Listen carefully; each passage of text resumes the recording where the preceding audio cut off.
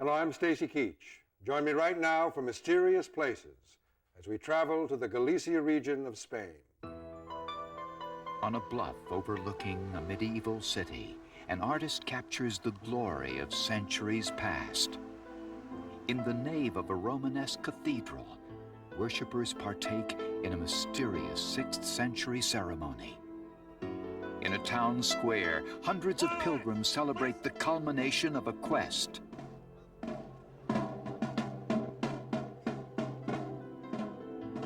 Though each pursues a different path, inspired by a different vision, all are drawn here to a remote corner of Galicia, Spain, to a sacred city born over 10 centuries ago.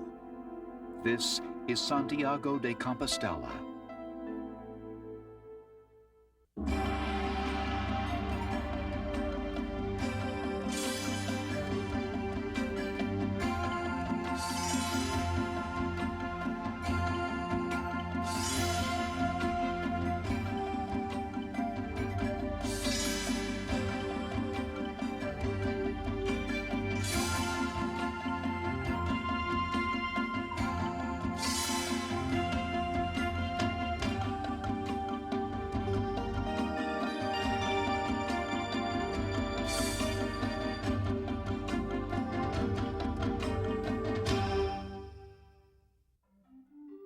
Spanish legend tells of a man who during the Middle Ages was convicted of libel and ordered to undergo an unusual punishment.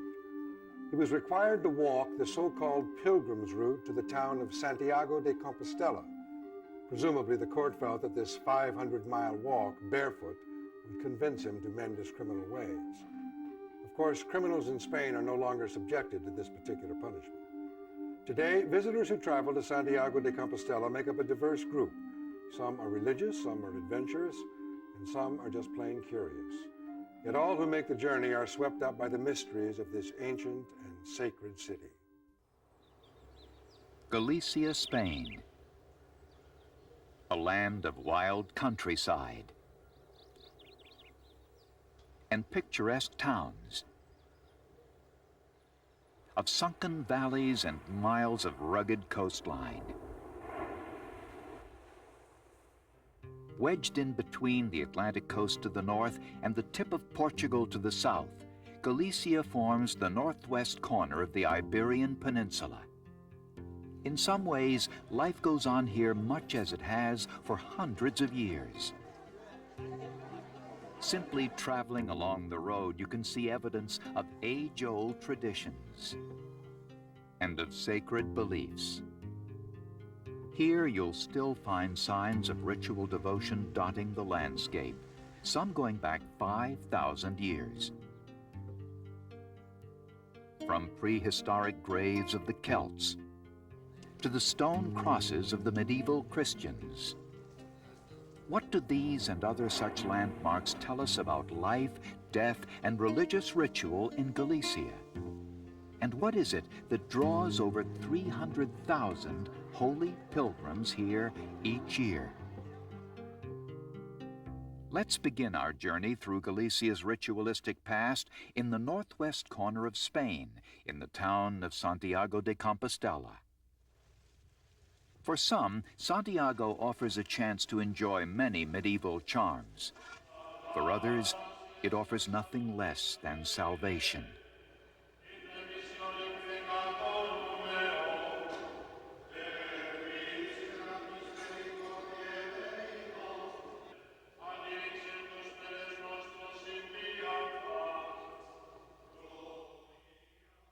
Dominating the town is one of Europe's first and most important medieval cathedrals, the Cathedral of Santiago de Compostela. Beginning in 1075 and lasting nearly 700 years, Europe's greatest artists, artisans, and architects built this massive religious center. The cathedral reflects a melding of architectural styles, dominated by Romanesque-style arches, towers, and biblical friezes hewn from Galician granite.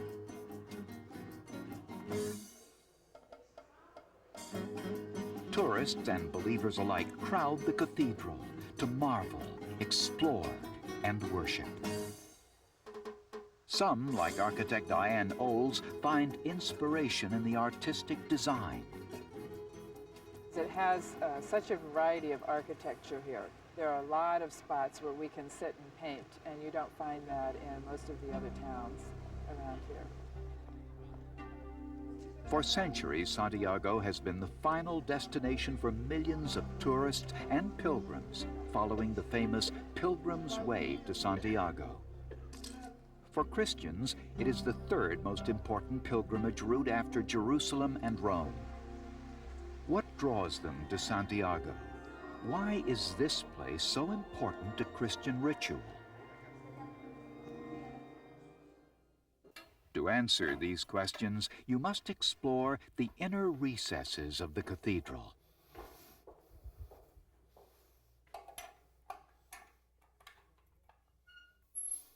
Alejandro Barral is the cathedral prior. Here he tends to the cathedral crypt, where we discover the source of this devotion. This is the legendary tomb of St. James. To this day, you can still descend the narrow stairway and visit the small golden crypt. One of Christ's 12 disciples, St. James was martyred in the 1st century. This shrine is said to contain his mortal remains. How did they come to be buried in Santiago? To investigate, you need only to travel about 10 miles southwest of Santiago to the town of Padrón. It is here at the parish church that you can look behind the altar where the ruin of a stone pillar sits. Some say it was once part of a Roman monument. Others offer a more intriguing origin. According to legend, in 44 AD, St. James was beheaded in Jerusalem. His disciples took the body by boat to the coast of Galicia, then along the Uja River. Some claim the ship was brought here to Padrón and anchored to this pillar, and that St. James's body was then secretly buried in a forest beyond the town. The legend does not end there, for the body of St. James remains secretly buried for nearly 800 years. Then a pious monk claimed to see a vision, a supernatural star that miraculously led him to the hidden burial place of St. James. When news of the discovery spread, pilgrims from all over Europe came to see the tomb of the apostle. On the spot where the body was found, a cathedral was built to house the remains. And so began the incredible history of the Pilgrim's Way to the shrine of St. James at Santiago Cathedral. The legend of St. James was to have a profound effect on all of Europe. Stay with us as we continue our investigation of Santiago de Compostela, sacred city of Spain. Here's a mysterious places travel tip. Santiago can be accessed by air, train, bus, or car from most major cities in Spain. The flight from Madrid is about 1 hour. By train, the trip is 7 hours. If you're driving, plan your route carefully. Many roads in the region are extremely winding and mountainous, particularly the so-called sea roads. We're back in Santiago de Compostela, sacred city of Spain. 4 plazas surround the Cathedral of Santiago de Compostela. The most ornate, La Plaza del Obradoiro. Modern-day visitors converge here from all over the world. For some, like Fleur de Vinck and Renelle Schumacher, reaching Santiago marks the end of a quest.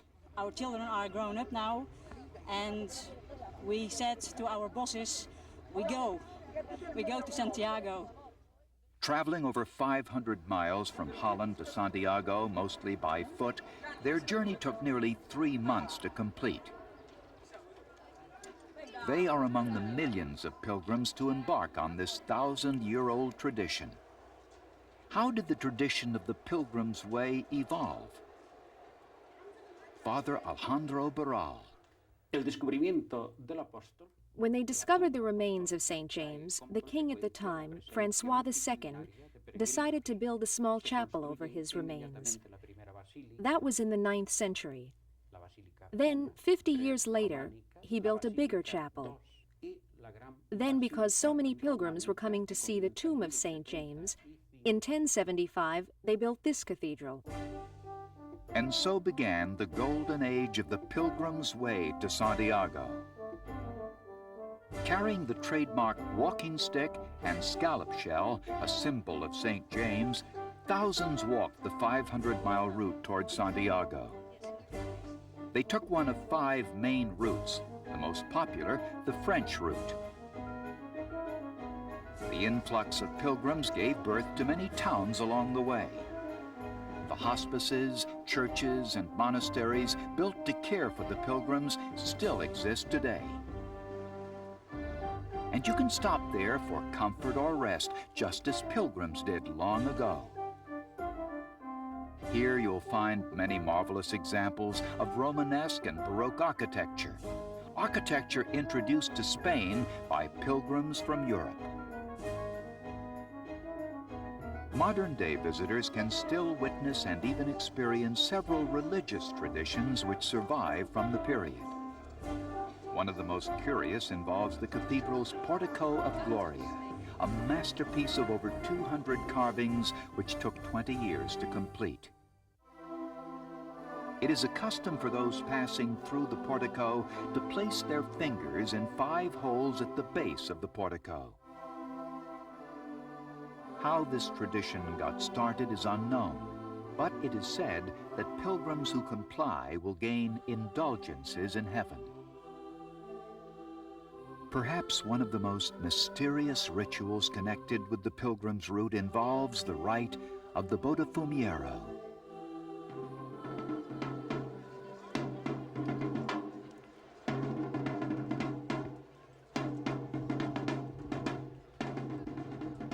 At the Pilgrim's Mass conducted daily at noon, a crowd fills the church.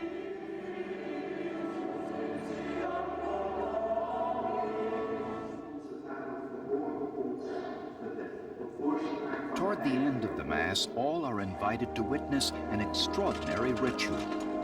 A giant incense burner is brought out. This is the Botafumeiro.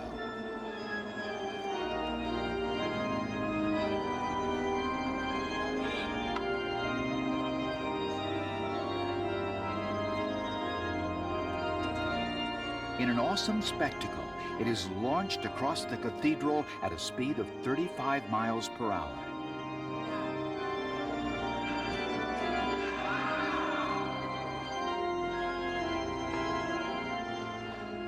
What is the significance of the Botafumeiro?